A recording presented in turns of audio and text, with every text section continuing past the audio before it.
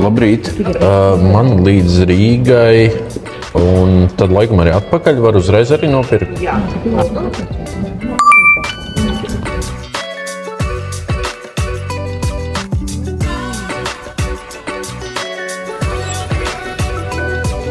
Tad šeit jāpamāc? Nē, nesana. Tad ir sama.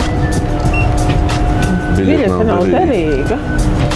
Ir jau gan ar mums ienākuši informācija, kad nestrādā. Nē, arī atkal. Tagad gan man izdevās.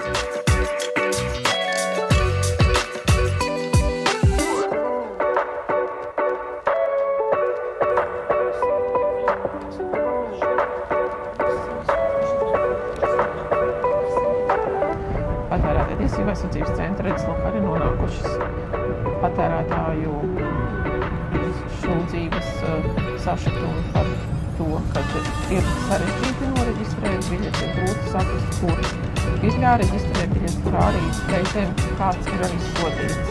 Tas ir jauns paradums patērētājiem. Manā uzturē, kad ir šādi jāreģistrē biļeti, līdz ar to ir vajadzīga vairāk informācija patērētājiem par jauno praksi, ka nepietiek tikai nopirkt biļeti, bet viņi ir obligāti jāreģistrē.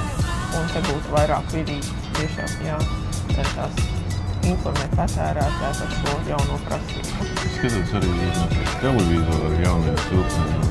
Man liekas, ka tur vajadzētu tādas vienkārši veidu instrukcijas vairāk nekā burgeru reklāmas rādīt, par to, kā šo sistēmu ir jāstrādā. Jo, manuprāt, jā, pietuviniet, un tad mēģiniet saprast vai no sāna vai no priekšas, kur deg zaļa gaismiņa, kur tāds intuitīvi gribās. Es arī savu biļeti sākumā mēģināju piekrāt. Man tieši arī gribējās neizlikt biļeti, nevis aizmugurē. Tas ir sarežģīti, tāpēc, jo īpaši būtu vairāk jāinformē